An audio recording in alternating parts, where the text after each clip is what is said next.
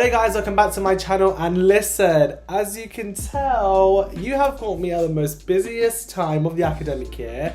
This week there's a lot of things to do. I'm submitting my dissertation, my 20,000 word dissertation. I am filming a couple of podcasts, and I'm also kind of reviewing and drafting a lot of documents because I have a job. But anyways, we'll talk about that later. And also I'm moving out. I'm packing and I'm moving out, and I'm starting the next chapter.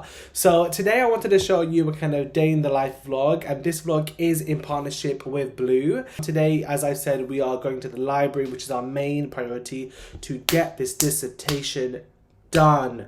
You guys, I'll talk about it more later on, but my dissertation is essentially exploring the Oxbridge experience for free school meal undergraduates. There's a lot of data, there's a lot of information, there's a lot of writing I need to get done. The deadline is literally in a week, and I've done maybe 90% of the dissertation. I just want to get it all done and send it for review, and then make sure that I send it back like with the good corrections. Before we start, I want to tell you about this camera that I'm going to be using to film hopefully the entire vlog, or at least 90% of the entire vlog. Hi guys, nighttime Ibs here. So I'm going to talk to you about the Logitech Stream Cam, but I wanted to film this at night. It's pitch black outside, it's midnight tonight, but I wanted you to see what it looks like when there's no light outside but just like a little lamp. So this is it. This camera has AI facial tracking, full HD, 1080p, 60 frames per second, and it also has internal stabilization. And this is the mic. The mic you're hearing me from is the mic in the camera. I didn't know that until I reviewed it afterwards. But my favorite thing about this is that it is connected via just a USB-C. There's no battery, there's no clunkiness. It's literally just plug in and it's done. Wallahi, I love this camera. Okay, back to the video.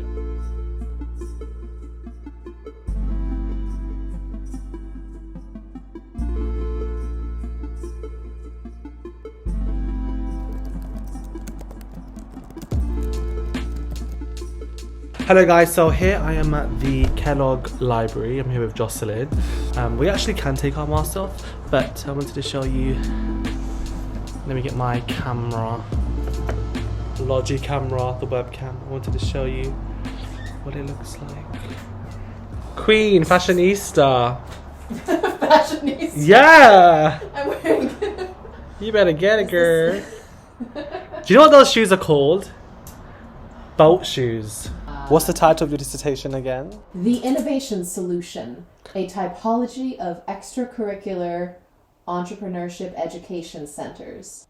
I'm looking at free school meals. I did interviews with free school meals. There are free meals offered at these places. That's one of the So I guess that's a collaboration for us.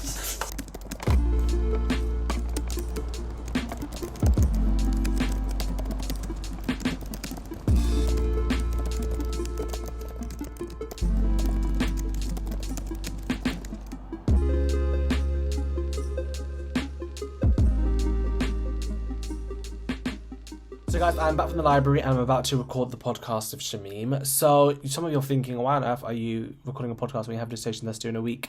Yes, you're absolutely right. However, I do need my creative outlet. I think a lot of students need a creative outlet, and I've had a creative outlet for what? 4 years now. I also want to talk to you guys more about my dissertation, my 20,000 word thesis, what I've been studying at Oxford. So part of the MSc in higher education, you have to do a 20,000 word project, and we were asked this during our interview when we were applying. And although my project has changed since then, my official title is Exploring the Oxford and Cambridge Undergraduate Experience for Students who are in receipt of free school meals. So essentially looking at the experience of broke Oxbridge students and to see what they go through. And what inspired this was Marcus Rashford's campaign during the pandemic. He really brought into light what is free school meals and why is it important. And I'm kind of questioning what is the impact that it has during someone's higher education kind of life cycle. And also the A-level algorithm of 2020, if you guys remember, what happened to a lot of low socioeconomic status students is that a lot of them were discriminated against, and that included free school meals. And so again, I wanted to explore what does the effect of that have when they come to university, and what grand university would be interesting to research in Oxford and Cambridge. And so it's been really interesting. It's mixed methodology. I did a survey, I did a replica of the student barometer to understand kind of levels of satisfaction, and then compare that with the one that Oxford and Cambridge generally has, but control for free school meal. I then also did a number of semi-structured interviews. I think it's like 23 semi-structured interviews that ranged from 45 minutes to 2 hours. And that was really interesting. I'll talk more about my findings later on. It was a really, really interesting process. And I think just how much percent this counts towards the masters is 40%. And so just to show you how much time goes into it. And you're doing a lot of training as well on the side. And that's been really, really cool. And I think that I have a lot of experience in discussing and talking about my experience as opposed to listening to others. And so this really put me in kind of a researcher's position and allowed me to really learn to listen, which is really fun. A couple of really interesting findings, and I will talk about it more in another video, but I just wanted to kind of platform and voice the voiceless, voice the student body at Oxford and Cambridge that is just so disgustingly represented. When you hear things like, oh, we take 60% or over 70% state school students, Oxbridge, state school is not an accurate proxy for disadvantage. It's not. It's a political tool that people use to... Anyways, I mean, the word state school and the discourse around that, it's just losing its significance, and you need better measurements. And while free school meals is not the best, it's better than just using state school generally. But anyways, I'm kind of rambling on. That's been my dissertation and writing up.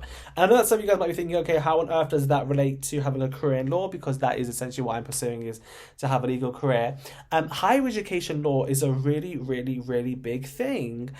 Yes, not many law firms actually practice it, but it exists, and I would love to work at a firm that specializes in higher ed. And it can involve things like, if you're doing kind of transactional work, maybe you are trying to build schools abroad, maybe you're trying to do real estate, IP, intellectual property, if you're doing branding. Safeguarding is a really big aspect of working in higher ed. There's employment, there's charity work as well. There's a lot that goes into it, and there's probably so much more that I don't even know that I would explore when it is my time. And obviously this year for the masters, I've learned just how influential higher education institutions can be towards the surrounding communities and essentially the world.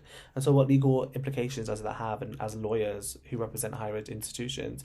One thing that I've been questioning, and especially with my dissertation, is to what extent are higher education institutions liable for not fulfilling their role when it comes to implementing effective widening participation events, strategies, and internal support for disadvantaged students? Some of you might not know this, but some universities actually get a bit of money from government to implement these schemes. So if the university is collecting money but not fulfilling their role effectively, then how can we help? But also, is government even telling them what to do? Does government even know it themselves? Probably not. But anyways, that is why I think law and higher ed kind of work really well. And my master's has really helped me understand that even further than I did last year. And I'm basically now going to discuss all of that in a podcast in much more depth. So let's have a shower and let's record this thing. Just had a shower and I've just tried to re-energize myself. And whenever I do film podcasts, I use, we all know what it is. You know it, it's the Blue Yeti mic. And just to show you the audio difference, let me show you. Okay, so this is the audio playing from my MacBook Pro laptop mic, and this is from the Blue Yeti. Hello. That was my impression of View Cinema. This is my impression of a very famous actor. Hey, it's me, Kermit the Frog. Don't tell me I'm not talented. Don't tell me I'm not a star. Well, how else can I do? Hi, sisters, and welcome back to my YouTube channel. So today I'm using the Tati Westbrook, Pinkety Drinkety, Jeffree Star, Peter. I'll get back to the podcast and talking about inspiring young students to do really well in school. Okay, let me put my contact lenses in, film the podcast, and while I film, I'll tell you more about the Blue Yeti microphone.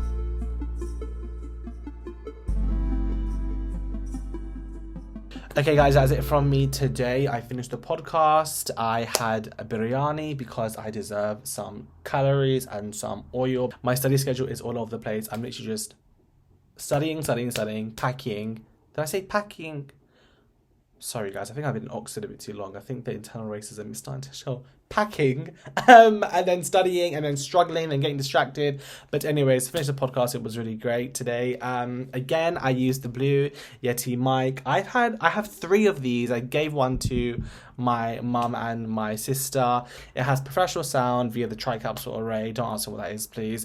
But it also has 4 different sound settings, whether you want to record vocals, whether you want to have background noise, whether you want to record directly for a podcast. It's also very quick and easy to set up. It's literally just a USB plug-in, and that's it. And so for any students out there who want to get creative, maybe you want to start a channel, you want to record a podcast, I'd highly recommend the Blue Yeti microphone, and definitely the Logitech Streamcam. I'll link both down below in the description. And I will see you guys soon. I'm going to get this master's done. I'm going to finish it. I'm going to move to London, and then I'm going to start the new chapter and the new journey postgraduate.